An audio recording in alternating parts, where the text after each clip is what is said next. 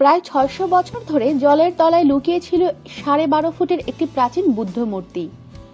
জলস্তর কমতেই দেখা দিল বুদ্ধ মূর্তির মাথা। এবার সেই মূর্তির রহস্য সমাধান করতে চলেছেন প্রত্নতাত্ত্বিকরা।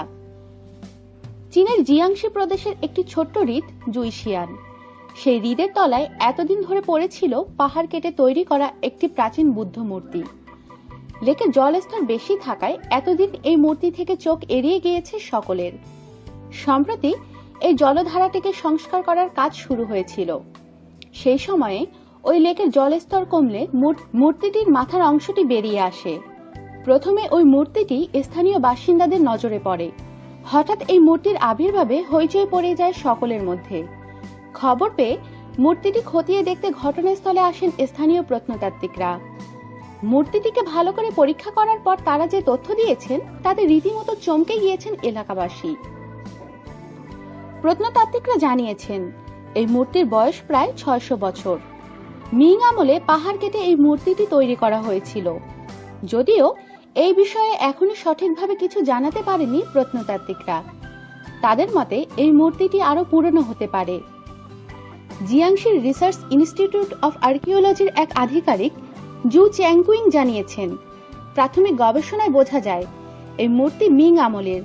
তবে এই বিষয়ে এখনই সঠিকভাবে কিছু বলা সম্ভব নয়। এই মূর্তিটি ইউয়ান সাম্রাজ্যের সময়কারও হতে পারে। সম্পূর্ণ জলস্তর সরিয়ে মূর্তিটিকে পরীক্ষা করার পরেই আসল রহস্য জানা যাবে। প্রত্নতাত্ত্বিকরা জানিয়েছেন এই স্থানে জিয়াওশি নামে একটি শহর ছিল। শহরটি ধ্বংসের পরে তার উপরেই এই জলধারাটি নির্মিত হয়। যে সময় দুটি নদী এসে এখানে মিলিত হয়েছিল সেই সময়ই আধ্যাত্মিক রক্ষাকর্তা হিসেবে এই বুদ্ধ মূর্তিটি তৈরি করা হয়। ১৯৬০-এর দশকে এই লেকটি তৈরি করা হয়। সময়টা ছিল চীনের সাংস্কৃতিক বিপ্লবের। চীনের মানুষ যাবতীয় কুসংস্কার থেকে মুক্তি পেতে চাইছিল। ওই জলধারা নির্মাণের পরে ওই মূর্তিটি জলের তলায় তলিয়ে যায়। প্রত্নতাত্ত্বিকরা জানিয়েছেন শুধু ওই বুদ্ধ মূর্তিই নয়, ওই লেকের তলায় একটি প্রাচীন মন্দিরও রয়েছে।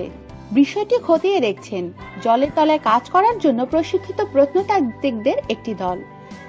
নানচিং প্রদেশের জাদুঘরের অধ্যক্ষ জিন হুইলিন জানিয়েছেন ইতিমধ্যে কাজ শুরু হয়ে গিয়েছে। তবে ওই